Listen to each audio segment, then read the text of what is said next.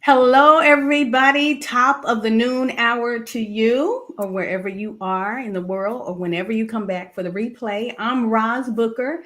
I am the principal broker CEO of Arbrook Realty. We're a full service real estate company here in the North Texas area, Collin County, serving surrounding cities. We help people birth their dreams and build legacies in real estate. Also, the director of Arbrook Cares, and we partner with people like Chris and Rhonda. Sorry about that, Chris and Rhonda, to make sure that renters become homeowners, and we educate them on how to do so. And some of those pillars that we teach is, hey, you got to have some savings, you got to have your money to grow some money. By the way, you got to eliminate some debt. So we have done some financial workshops in the past, building wealth together. And we're just advocates. And we just want to thank you guys for tuning in today. And I just want to thank our president, Miss Laura Washington, who allows us to be here on this platform to add value, not only to our membership, but for those that we serve. It's all roads and hearts lead to housing, democracy and housing, advocating for bridging that gap. If you would like to reach out to me, my phone number is 972-996-4702. Again, that's 972-996-4702. And we're going to punt it to Miss Rhonda to introduce herself.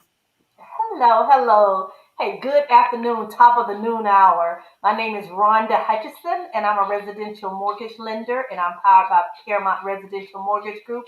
And listen, I'm excited to be here on today.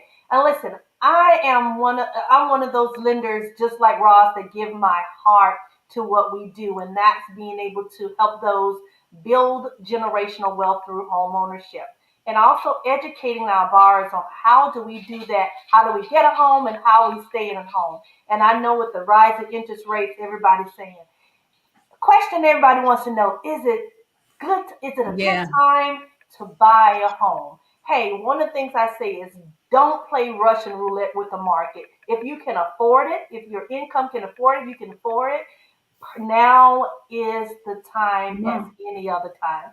So if you have any questions about lending, either now or later, give me a call at 214-856-3747. That's 214-856-3747. All right, Mr. Chris. Hey, how's it going? Good afternoon. Listen, audience. You're not dreaming. This is Friday. It's not Tuesday, so don't be alarmed. Right. But I'm Chris Zeigler with the Zeigler Agency Allstate, located in Frisco, Texas, serving the DFW Metroplex and the whole state of Texas. I'm excited to be on here with Miss Toni to see what she's going to be talking about today. And I know we had some pre-call talks, and you got me all wound up and ready to ask questions. You got me ready to go. You got me excited. Let's to go.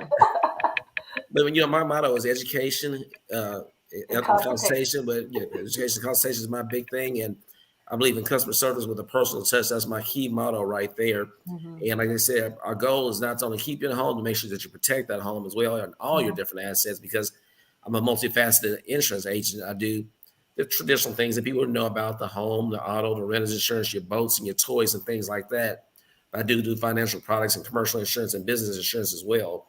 So I am a full service insurance agent. So definitely reach out to me so we can have a discussion to make sure, you're going in the right direction. You don't have to go with me, but I would love for you to be with me. But I want to make sure whoever you go with, you're educated and make sure you're knowledgeable on what you need to do in your next steps. And one of the things you need to do if you want to contact me is to call me at 214-870-4269. I'm an open book. And if I don't know the answer for you, I'll make sure I can get in contact with somebody who does, to make sure you're all going in the right direction, and just to make sure you have a peace of mind. Well, while you're on that roll, go ahead and open this up in prayer. We will do. Heavenly Father, we first and foremost thank you for letting us be in your presence, dear God.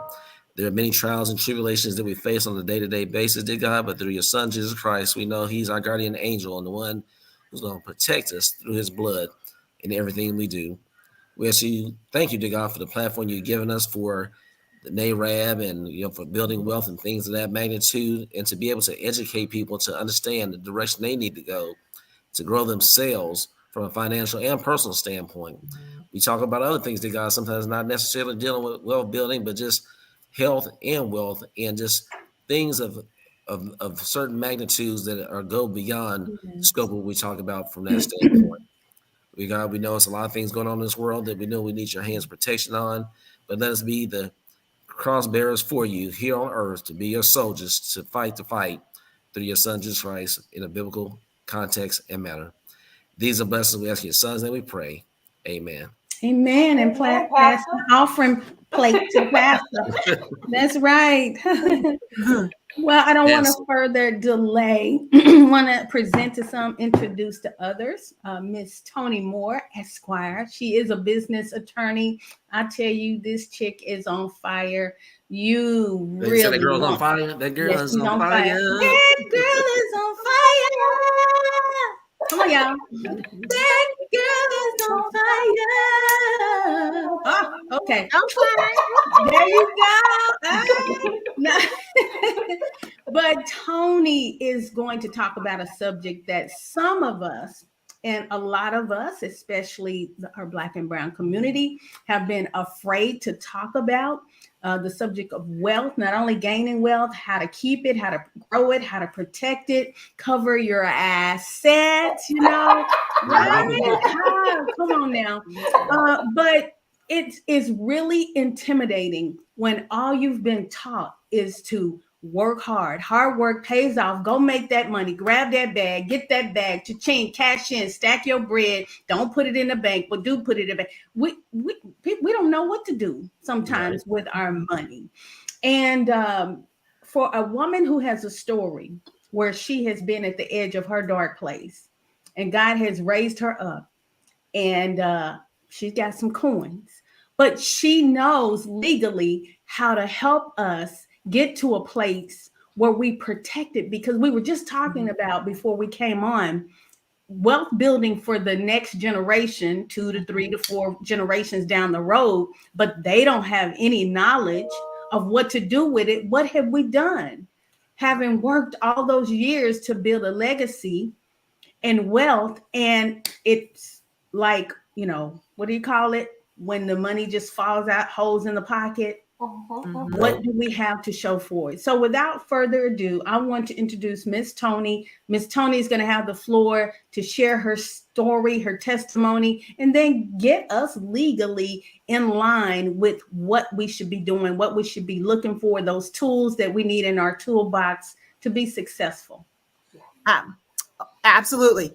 Hey, so I am on fire, for the most part.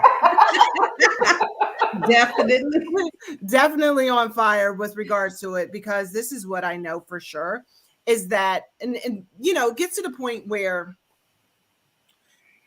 I talk about money, and I tell people I can't not talk about money, right? Because I don't know anybody who can say that they have building generational wealth and they don't have money, right? You need money. You need money to make things move, because money gives you options, right? I'm a kingdom woman, I can preach this sermon net, but I wanted to have definitely some steps. So when we're talking about wealth building, I use law as a tool, right? Because oftentimes we don't understand the legal side, perhaps maybe because law wasn't very protective of people of color, right? Law pretty much said that we weren't people, we were property. Right. And law pretty much stole from us. So maybe there's an ancestral generational curse that we have to overcome, because law is strategy. I look at business as a game.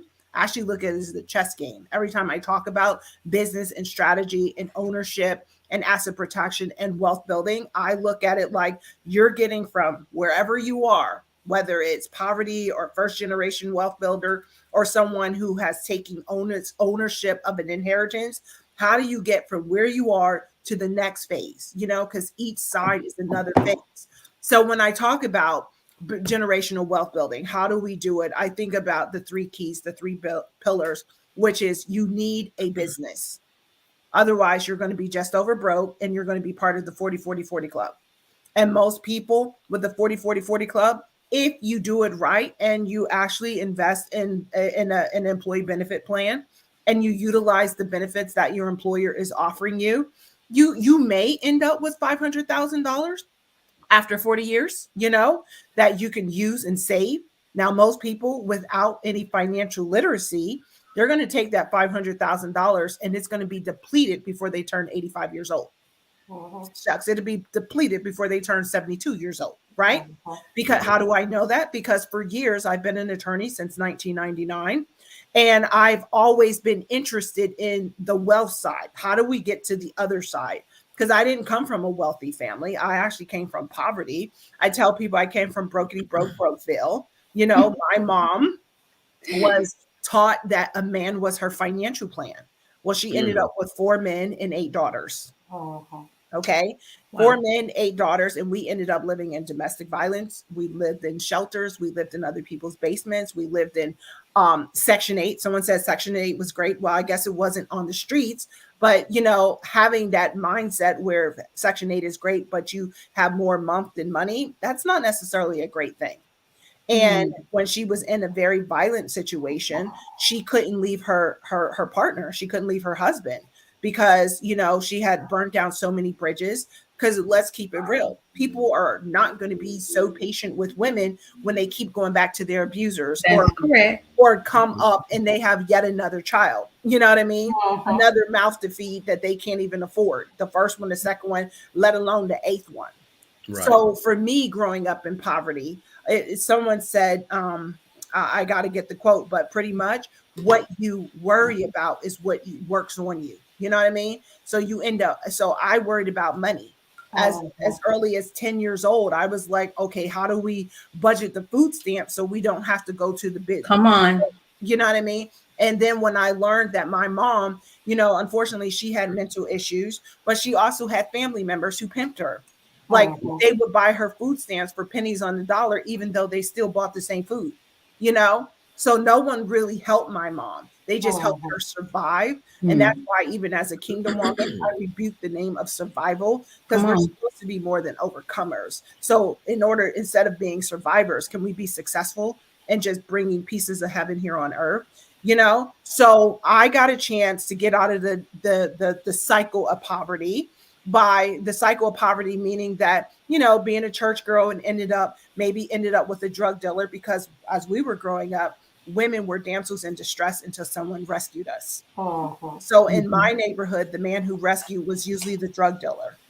So I had a few drug dealers, but the final one let me go. He said I had potential. I didn't know what that meant when I was broke, but you know, God does all things well. And I ended up going to Milton Hershey School for 3 years. And then at the Milton Hershey School, I met some teachers who were like, Toni, what are you going to do? And I was like, I'm going to be a hairdresser, you know, because all I knew outside of poverty was hairdressers who hooked up with drug dealers. And they were like, well, think about college. I didn't have money for college, but I know as a grown woman that money gives you options. So I thank God that he has some earth angels who advocated for me. And the same way someone advocated for me, I now advocate for others on my platform, right? So I ended up going to from Milton Hershey School to the University of Penn. I tell people literally from the projects to the Ivy Leagues. And that was not easy, you know, just socioeconomic classism. I'll just say that. And Black classism, elitism as well. But thank God for an opportunity to see what I never saw before, which was Black people with money who grew up with butlers and grew up with a private school education. And so, you know how success leaves clues? Well, God leaves breadcrumbs. So with these breadcrumbs, I was able to see what other people did. And now I had an alternative story. See, sometimes when we talk about generational wealth building, we have to appreciate that we need an alternative story. Because once your eyes have seen something, even W.E.B. Du Bois had said that, you can't unsee a thing once you see it. That's right. So once I saw that it was no longer about drug dealers and poverty and Section 8 and living in shelters, there was an alternative lifestyle. I wanted more of that. You know, I have a question for you. Yes. You know, you said you went to UPenn and talking about the way you grew up. How's that transition going from, like you said, basically, from the hood to that kind of background to UPenn, like going to Ivy League? How are you able to adjust in that environment? Oh, I was not able to adjust in that environment whatsoever. It was the first year I went from literally honor roll at Milton Hershey School, and I went from honor roll to academic probation. And I ended up in a sexual abuse situation, unfortunately. And I got on academic probation after my freshman year. They were like, hey, you better boss up or you're getting kicked out. So my sophomore year, I started to look around and see what people were doing. They were actually studying. Now, I probably should have got therapy when I was a sexual abuse victim, but I didn't want to be the girl from the hood telling on someone in the Ivy League. Repercussions. Yeah. And then unfortunately for me, I was also a Pentecostal God girl. So I thought that I was probably being punished by God. Punished. And maybe that's why I was in children's ministry for so long, because bad teaching could keep you in a bad relationship. So it was actually a dream that I had. My second semester, I was almost on academic probation again in my sophomore year. When I saw the grades, I started advocating, and I reached out to several teachers. I talk about it in my book, Up Level Your Life, Bet on Yourself, that chapter. I got that book, by the way. It's a great book. So I had to bet on myself, and I talked to the teachers. One teacher said yes, and another teacher said he would give me just enough so I didn't get on academic probation. But once I saw that regardless of how I was being mistreated by the males, I took this class, and it was talking about Erickson's 7 stages of development. I realized that my trauma, I was living in a trauma phase as opposed to a triumphant phase. I didn't realize that when God takes you to a place, he already put something in for you to break through in that space. I didn't know that. This is now 50-year-old Toni talking. In a teenage person, I just had a dream that if I became a lawyer, I can help other children so that they wouldn't be afraid of extension cords or living on the streets or being molested or not having a voice. So all I wanted to do was to be a lawyer. And because of that dream, it allowed me to overcome so much more. Wow. And now I want to be a philanthropist, like Milton Hershey was able to change my trajectory. And I was like, we can all be philanthropists. I don't care, one child, one person at a time. I learned about this woman. Her name is Osiala. And I got to get her name, but she was a cleaning lady. When I found out that you didn't have to be super rich, see, University of Penn made me think you had to be super rich and go to a private school and come from a wealthy family. But when I've learned about, I think her name is Osiala MacArthur, I found out you didn't have to come from wealth. You could build wealth and you can utilize money to give other people opportunities that you didn't otherwise have. Y'all, she was a cleaning lady. So like I said, once I saw a thing, I can't unsee it. So once I learned, and that was like, by then I was a lawyer, and some lawyer, he was a financial planner. He worked at JP Morgan. And by then I was working at Primerica, learning about the rule of 72 and learning more about financial literacy. And I was a divorce attorney, trying to feed that to my divorce clients and trying to feed the information to my bankruptcy and foreclosure clients. Let's just say wisdom taught me it's a time and a place for everything. And I probably shouldn't be trying to transform people when they're trying to survive their situationships. But with all of these years, from my trauma to my lessons to my learning, even working at the Department of Labor and Employee Benefits Compliance, once I see a thing, I can't unsee it. Once I know that there's money and there are opportunities, then I'm like, what are we doing wrong? And one of the things that we are is that so many people are okay with being an entrepreneur. Come on, talk. Entrepreneur, it's a new thing, and it's entree, and it's just the pre-phase, but as opposed to going through the phases of entrepreneur to a business owner. And a lot of people are still stuck on financial literacy. Yeah. But today we're just going to talk about, if you just do the 3 keys, when I talk about BossUp, I'm just talking about business ownership and also like strategic ways of securing your assets and having a succession planning. When you're a business owner, you write your own check. When you're a business owner, then you can give yourself benefits. You can also give yourself retirement. Sometimes you can even pimp other people's profits, right? Especially when you're Black and brown. There's so many people right now throwing. Goldman Sachs is looking for women. They're like, let me teach you about business and strategies and structures and KPI and all that stuff, and we'll give you a grant. you know? Well, we have to now, at this point of our life, we got to be the business owner. We got to be the succession planner. We got to seize opportunities for us to have a richer retirement. And we also have to understand and appreciate that, you know, that go from financial literacy to financial security. Awesome. So, Toni, what's Wow, KPI? you said a whole lot. Go ahead, Chris. I'm like, what's KPI? I know. Well, I look at it like key profit indicators, you know, Okay, gotcha. like, Okay. you know what I mean? Like other people, you know, it's more like, instead of just saying, oh, I'm a legal strategist and a compliance person and a trademark person, I'm like, okay, what are the products that I make the most money from? And those at the highest level. And that's where I focus on. Got you. You know, and that's what I focus on. Compliance. I do a lot of nonprofit compliance with urban awareness. And we also do regular, you know, business compliance, because that is the area where most people need that assistance, right?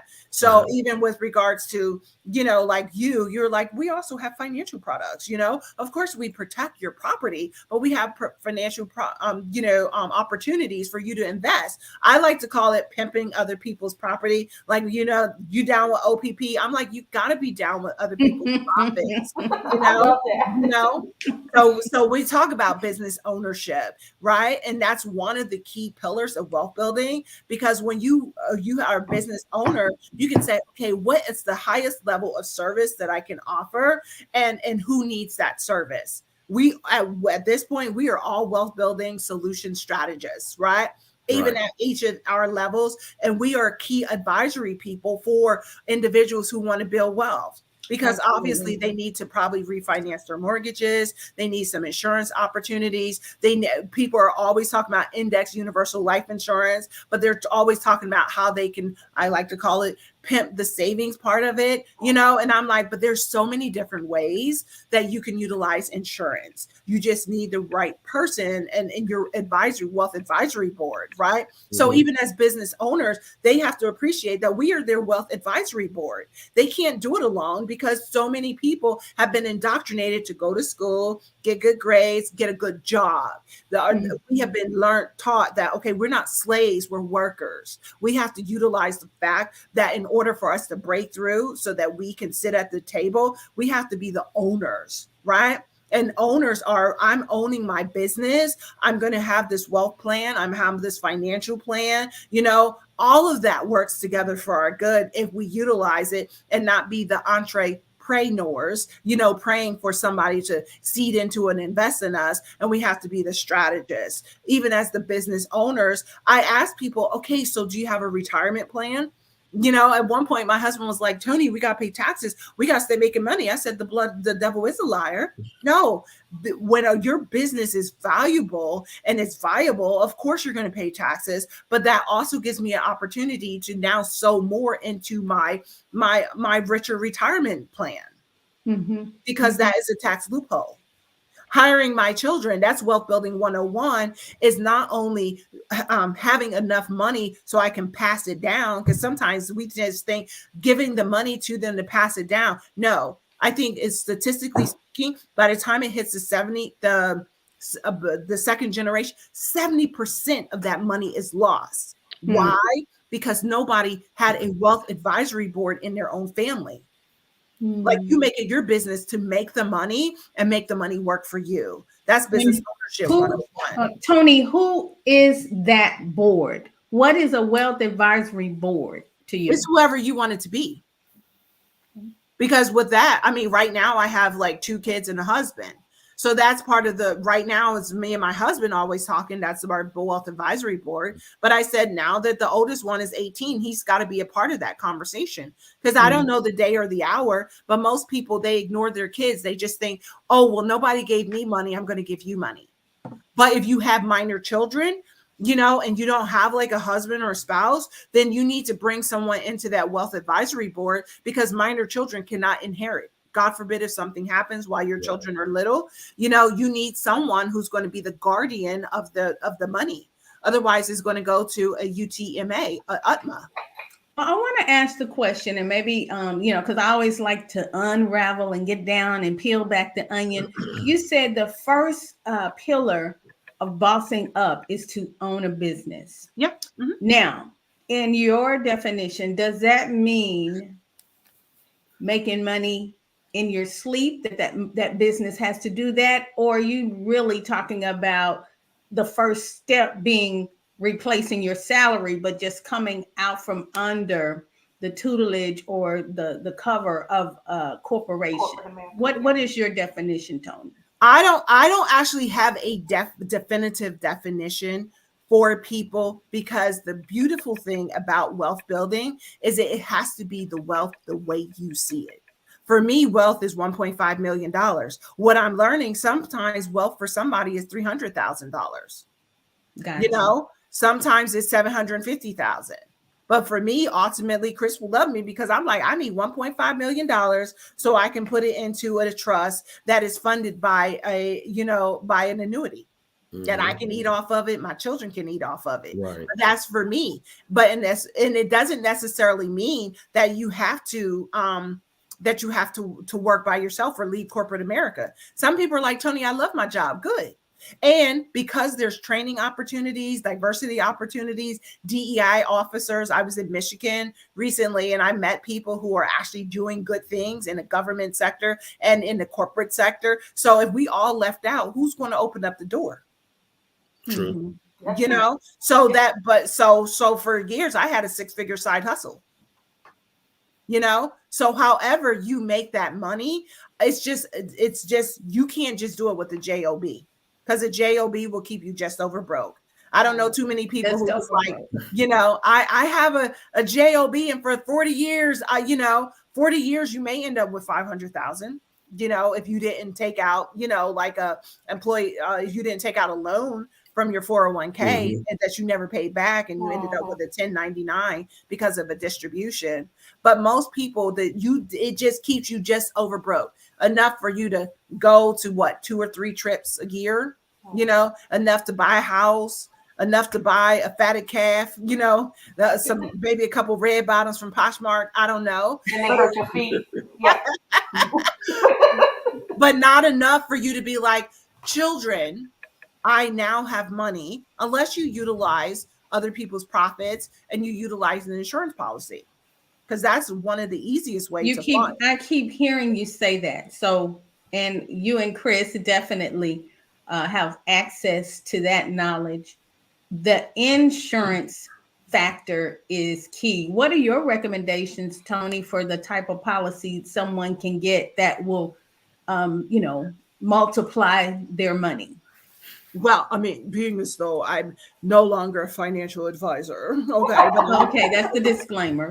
That is a huge disclaimer. It really depends. Like, some people have a lot of money. For instance, daycare providers and real estate owners have a lot of money, right? So I would definitely tell them to contact someone who is verbose in the insurance area, who's not just telling you to buy term and invest the rest, because there's different policies. Like, if you buy too much of an insurance, if you have $500,000, you buy too much. I don't want it to be deemed as, I forgot what it was called. It's been years since I sold insurance, but you don't want it to be like a medical endowment type of thing, right? But you still want to have, like, if you can get a paid up policy, that's going to be that you can utilize, and now you can use money that's saved up. That's a beautiful opportunity. And I definitely talk about insurance, because if it gets passed down to family members, there's no tax on it.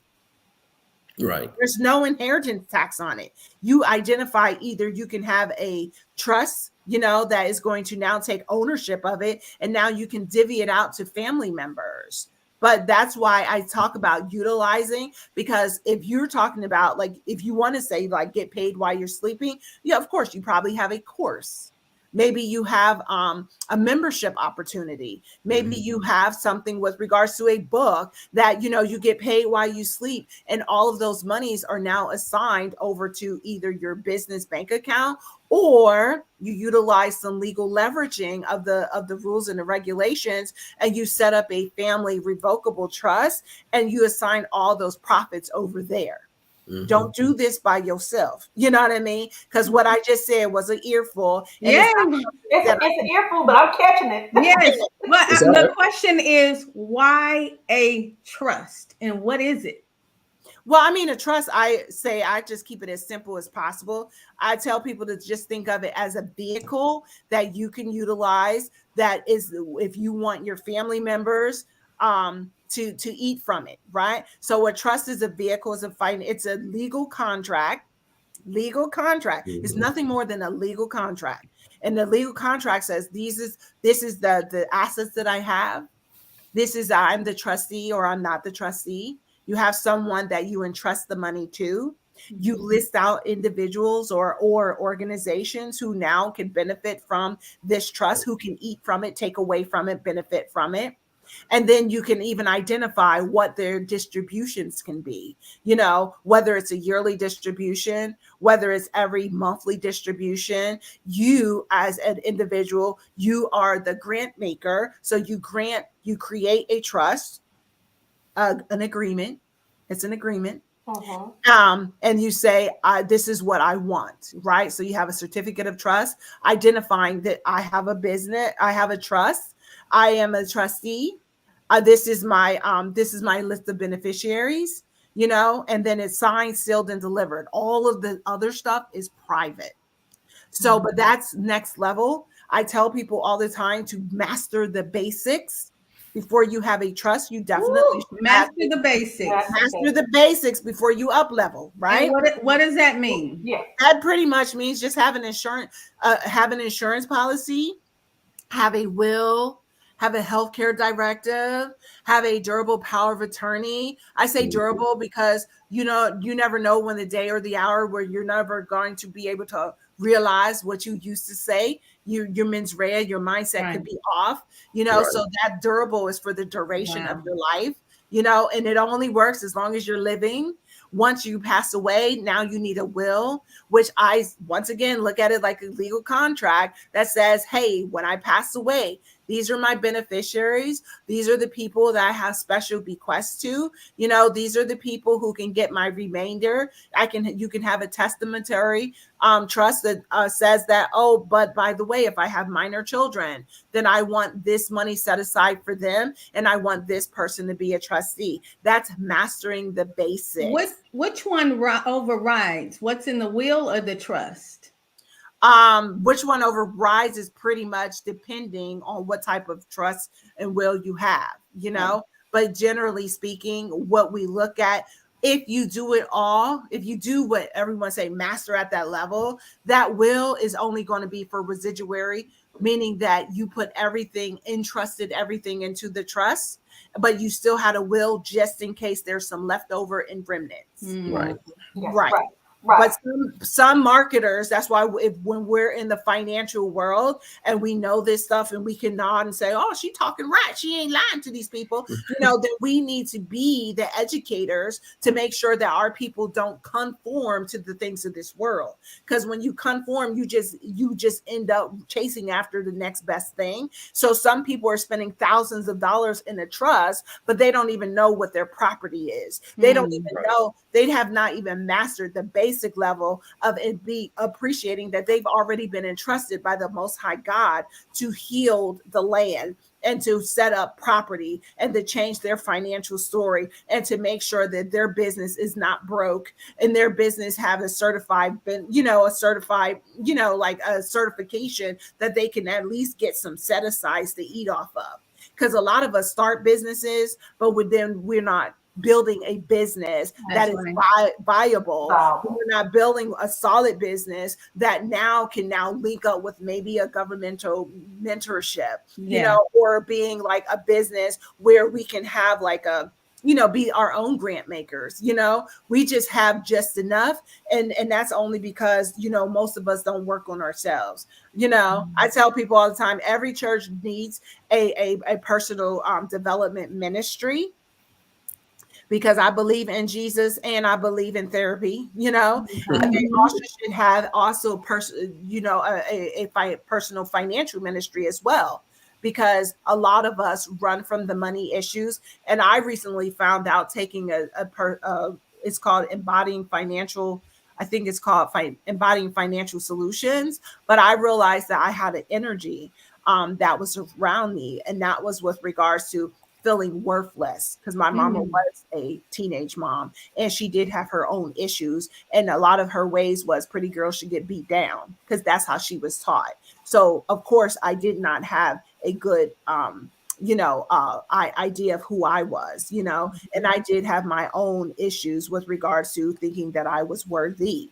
But let me just tell you, you don't have to be a wealthy woman to build wealth, but you really have to have a self-worth, because your net worth will never. That's so good.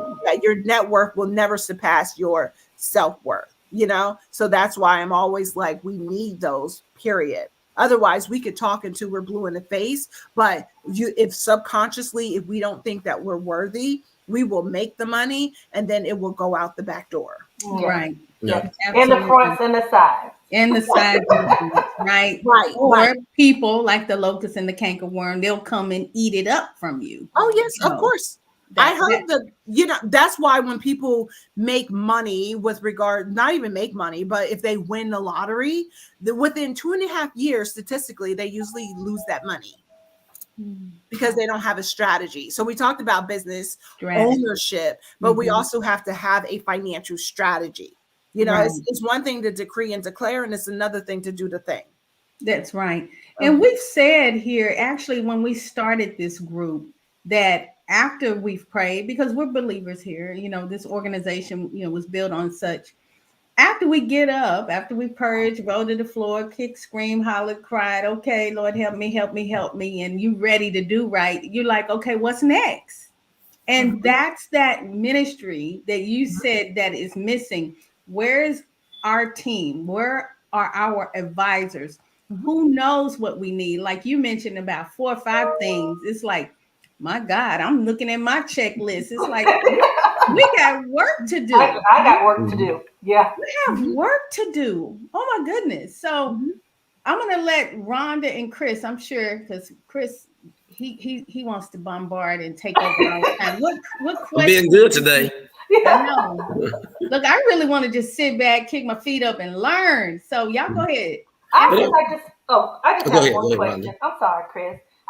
When we talked about Index Universal Life, is that something, a tool that you advocate for when it comes to, just tell me what your thoughts on that, because I've been hearing that tossed around a lot. Now, I don't advocate for anything. Right. Except for me, I advocate for building wealth through entrepreneurship. Okay. When you build wealth through entrepreneurship, you have some money.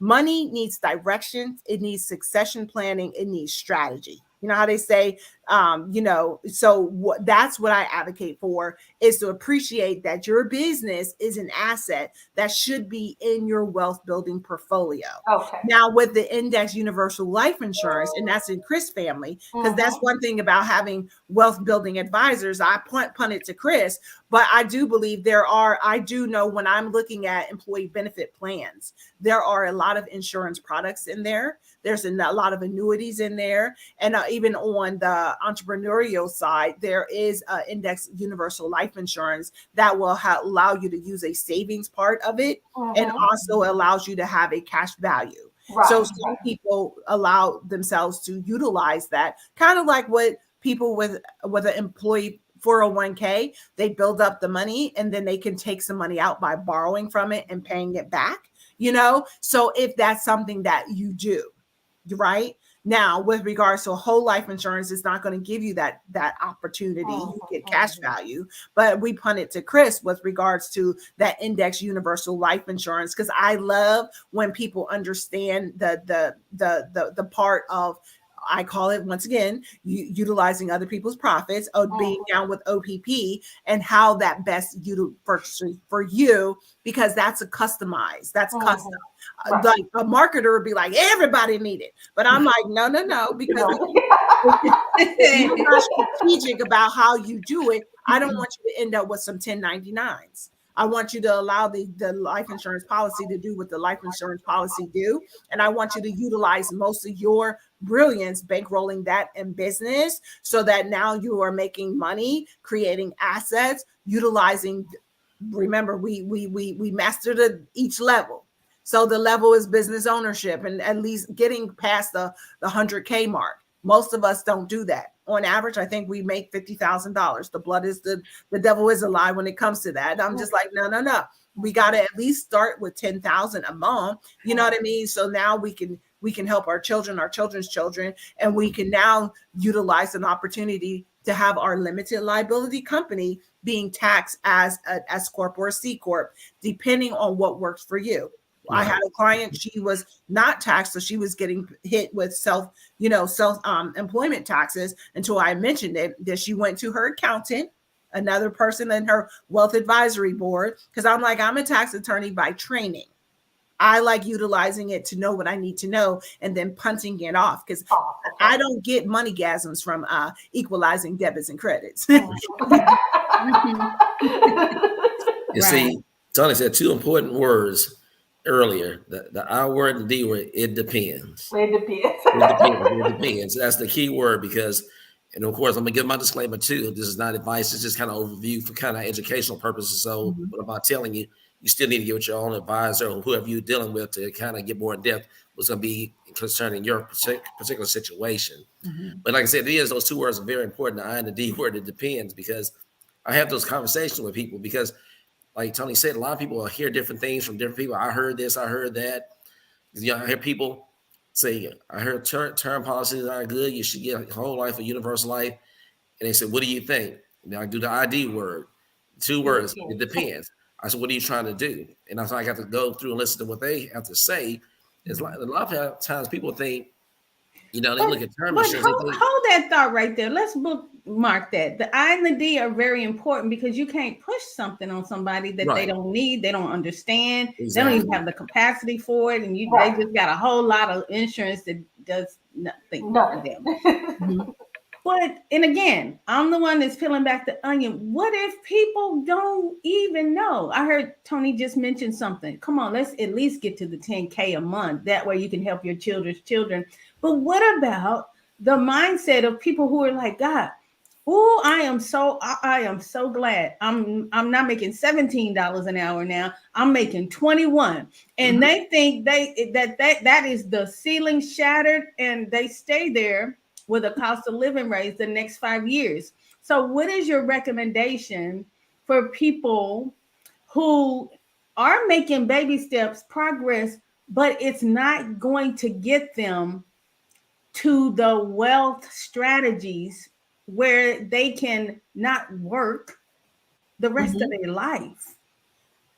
Once again, I'm put it like this. If I call myself the wealth building lawyer, obviously everybody is not trying to build wealth. Some people are really just trying to survive, right? So, and I know for marketing purposes, if I call myself the wealth building attorney and you're in your wealthy space at making $75,000 or even $29,000, what I learned a few years ago was that I have to allow people to walk in their sovereignty at their level of grace.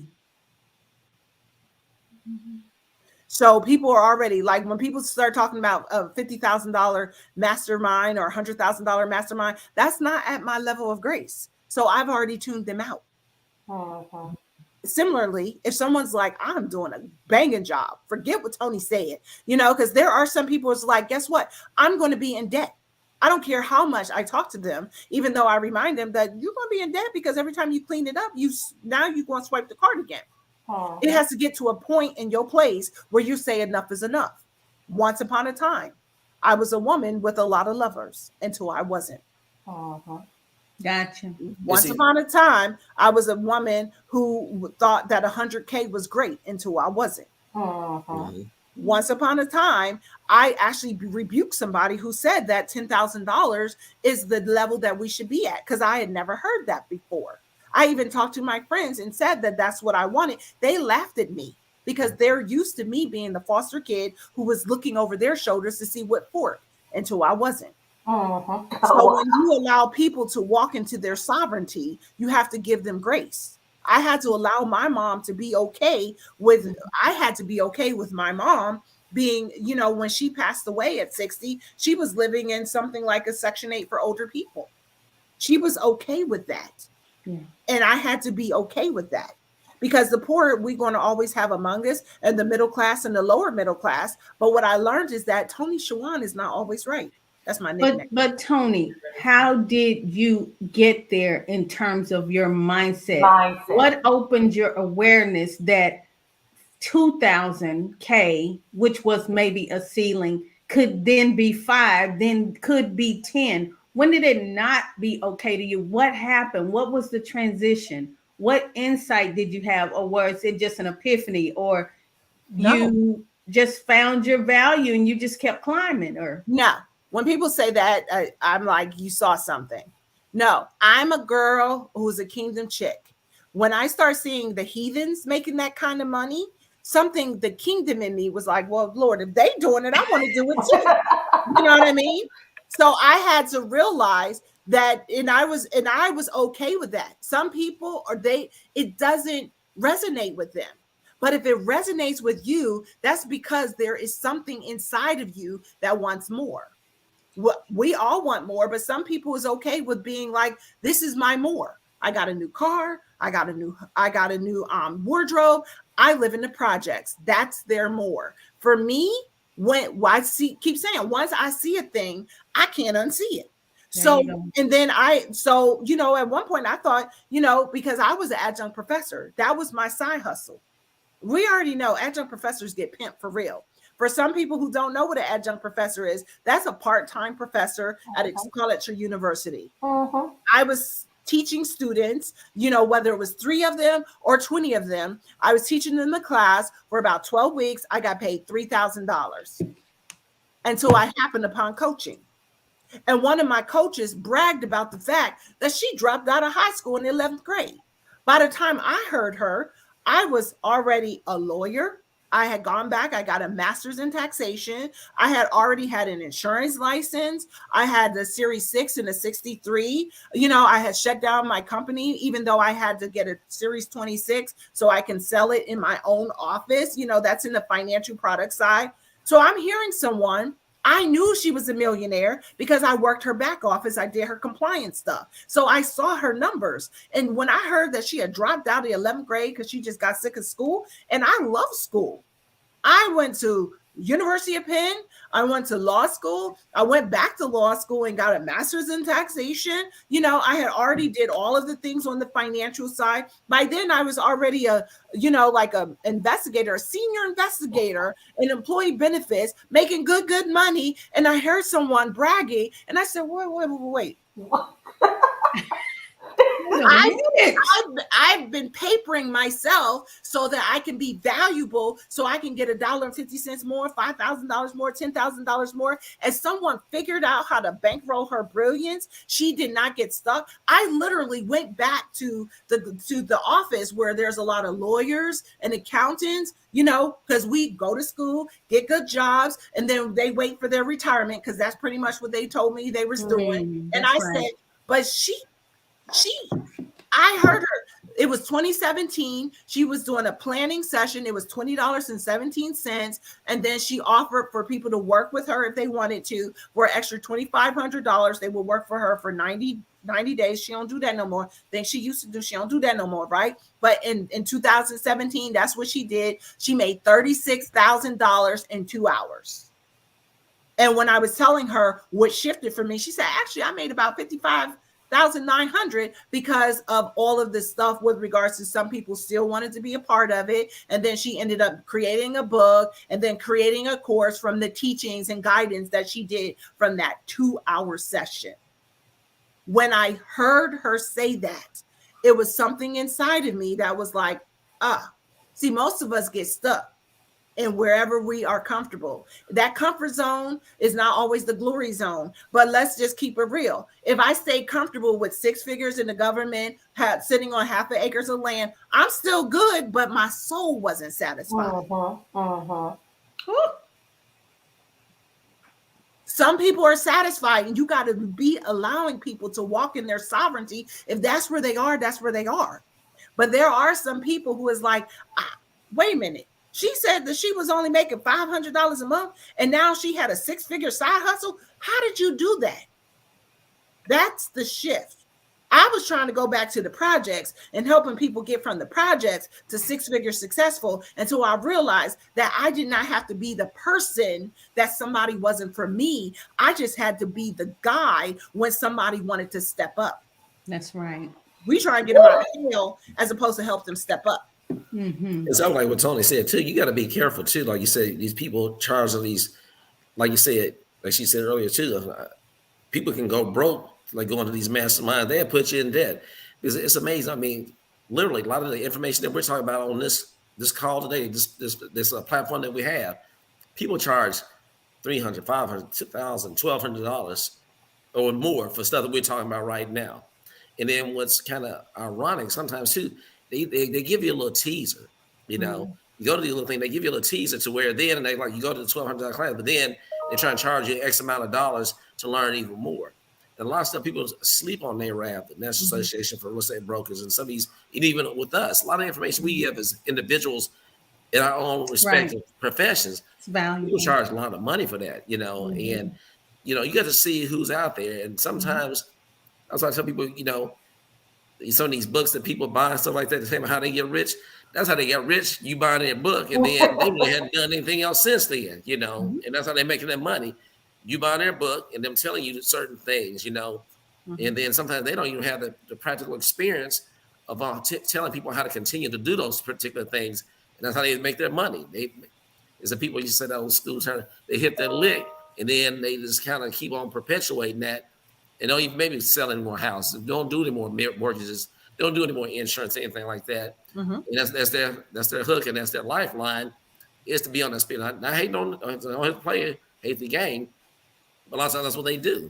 Yeah. You know, I see people doing in this industry all the time. Used to be insurance agents, and they have these classes where they teach other insurance how to make money and to sell insurance and stuff like that. You know, but a lot of times you got probably free mentors in your realm that are right there. They can probably assist you in all those different things that you're trying to do.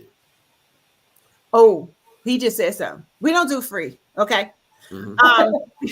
Because first of all, there is a 60 or 70, you know, video, and it was like it's how to market to Black people.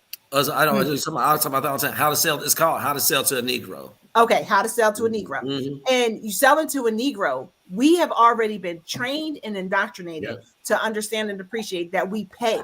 What my daddy told me. What you get, what you pay for. So that's why free doesn't work, because if they didn't pay for it, you know, they're not going to appreciate it. So I don't even care if you charge $47 or something like that. Yeah, you have to put a price on it. It has to be valuable for it to be viable. You know, and then on top of that, like some of the trainings I did, you know, I paid money, and I wouldn't say I went out and went into debt because I'm in my second home now, but the first house, we used to pimp that equity like nobody's business. But then I said, when we got to the second house, I was not doing that anymore because I did not want to elevate my, I didn't want to elevate my poverty. Meaning that I was still broke, but now I'm in a big house making six-figure, and I'm just, you know, doing what I learned to do, which was to use other people's money without a financial plan. So it can be done. You know, and what I know is that when you are helping people go from where they know to be to where they are, then you have to understand and appreciate that they need some accountability. That's where I think that's where schooling gets a bad name, because their only job was to teach you a lesson plan. That was it. But when people come back, that's why I like talking to entrepreneurs and teaching entrepreneurs, because now you got a goal. You know, maybe you want to make $5,000 a month, $10,000 a month. Maybe you want to monetize what I call like monetize your intellectual property, because that's something that we need to do is monetize our intellectual property. And in monetizing, I'm like, what do you know? You know, insurance. You know how to help people bankroll their insurance, utilize the different terms and things of that nature. Have some insurance benefits, you know, for their businesses. Also have maybe like a key man's clause, maybe have a succession planning insurance policy, maybe also utilize some insurance to pass on generational wealth. People don't know that. You can say it enough times, but unless you become their accountability mentor, you know what I mean? And now you're helping other people, not just tell them, oh, buy term or get insurance, but diversify and let people know what's available. See, most of us are playing checkers because nobody taught us how to play chess. And I'm gonna tell you, I'm gonna chime in on that too. Like I tell people too, you know, make sure you vet people who you're gonna be dealing with, because I've seen some people in the financial realm sometimes they're making decisions to a certain extent based on their pocket, not yours. So, you know, you got to make sure that you're vetting and ask questions, because as I actually got some customers recently, somebody said they were dealing with somebody else. They knew me already, you know, but you know, they live and learn. I talked to them in the past. I don't sweat anybody. I tell people I hunt, I don't chase, you know, and that was my thing. And I think somebody else had another little term they use. They say, I can't remember what they said, but it was funny, because I hunt, but I don't chase. I gave my spiel, but they went to somebody else and they said, Chris doesn't seem right. And like Toni said, then I was like, okay, we're in a different realm. Now you asking for my expertise. It's a different ball game. I try to tell you before. So if we're going to move forward, I'm going to be talking to you so that you can be talking to me and then use my information to kind of check them when they try to do you wrong in the first place. You know, so that's the thing. You got to make sure you know who you're dealing with, who you're talking to. And the person was kind of leading them awry on some of the information. And they said they were, which is your fiduciary responsibility, like where we're in, they shouldn't have been doing that. But you have people do that all the time. All the time, right? People might sometimes know how to skirt around that to keep them out of themselves. You know, they like to say, you're walking walking that fine line, but I don't even want to be on the fine line. I want to be on the line that's right, on the right path all the way, instead of me trying to skirt it. And they were just the information they were giving these people was kind of like, it was borderline, borderline unethical, and, and as I told them, I said, you gotta be careful. And then I kind of corrected them. They ended up going with me after I explained everything to them, from that standpoint. They said, we should have gone with you in the first place. I said, hey, sometimes you have to, learn yourself. Or I know Rhonda experienced it. Roz probably experienced it. You deal with customers, you go through all the work and get everything all together. And then somebody, drop you off like a bad habit and go to somebody else after you give them all the tools they need, and then they'll go to somebody else. I mean, that's part of the, you don't like that when it happens, but I don't get bent out of shape. I know God has something greater for me, in the future or even right around the corner. So I don't sweat this. I tell people, don't sweat it. Well, I mean, I also look at it like packaging, because that's what people want. Sometimes we give them so much information, they're enthused. But like one of my girlfriends said, people don't care about law. I said, until they get their assets taken, Right. So it's because I know that they care about law when they get their assets taken. Then we don't know what's important to us sometime until we need that specific product, service, or professional. Some people who are sick don't know that they're really sick until they got to go to the ER, but you could have prevented some things, creating some new habits, attitude, and, honing some skills. But like brother might say, they don't know, people don't care until it costs them something. Until it costs. But subsequently, I believe that's what I'm hearing Toni say. I mean, Google University is free. I mean, YouTube, oh my God, there's so much. You got to watch, like you said, Chris, and vet. But I'm saying a lot is out there, but there are people who would be willing to pay you, 4 of us, because we took the time. We were willing to pay the cost for the knowledge, the oil, and the package. And it doesn't mean that they couldn't have done it, but hey, you're the thought leader. You're the one that, has the reputation, and you show up and you provide value. I never will forget one of my mentors, and, even a teacher needs a teacher and needs a mentor. And I stay, in arm's length of people who have really been valuable in my life, such as Toni as well. But she said, you are very, very gifted. You really do a whole lot.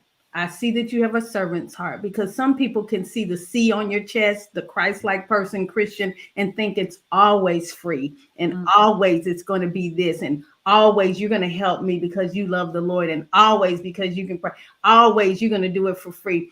I know that there's going to be a certain level that I'm going to always serve. But she said, until you place a value on what you think you're worth, you basically are always going to be used up. So along the way, I have learned to go from free to fee on certain things. I'm not a debit card. If you put a value on me, then you're going to be able to swipe me like a debit card and deplete me anytime you get ready. So you have to create boundaries, and you do have to create your own value, and find your unique value and offer that. Now, us three, we're in service related industries. Now, I know some people in the real estate industry, that's in the other markets, for they even sit down with a client, that client understands and they will pay a retainer. That's kind of unheard of in our realm. But guess what?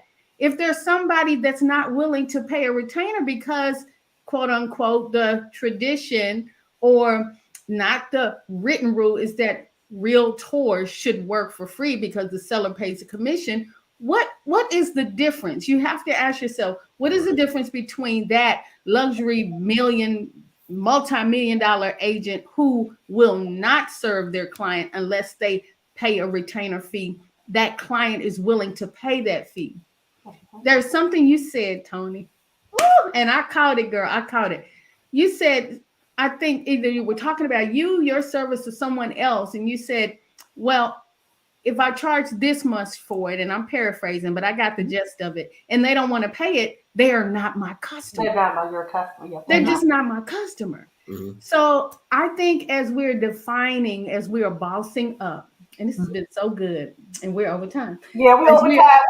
As we are bossing up, we got to know what we want, what our value is, what our offering is, and come off of those just over broke, job opportunities.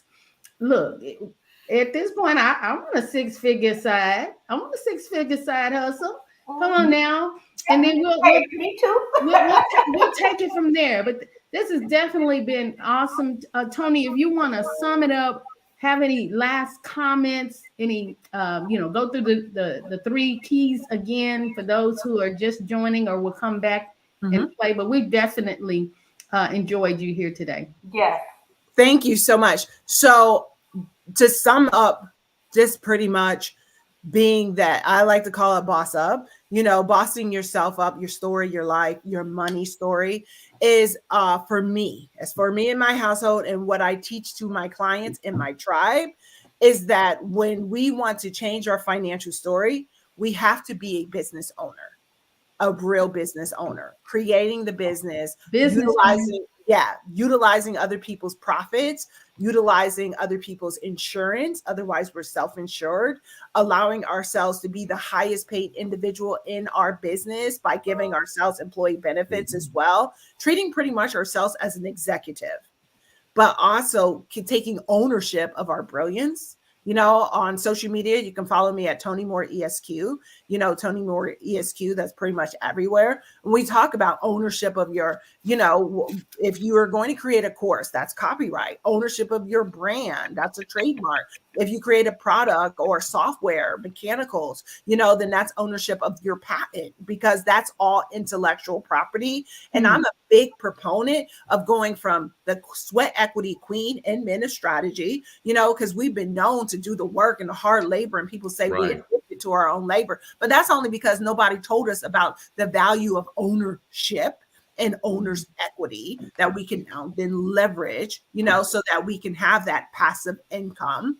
And then also succession planning. We talk about, you see it a lot, own nothing, control everything. Well, that's pretty much where you are a business owner, or you create a family trust. And we talked about how it's not just about having financial literacy. You need to have a financial acuity that you can have strategy. That's where you talk to all of us. Your wealth building advisors is not just you, yourself, and God. It's someone who can help you with regards to understanding the language of insurance and how to have strategy. Also with regards to mortgages. My real estate people, they're always looking for a mortgage broker to help them, because they don't always want to have to go to hard money lenders when someone else can help them utilize the equity in their house, right? And then if you need financial literacy, always know that you have to master the basic level so that you can then up level. Like I always look at it like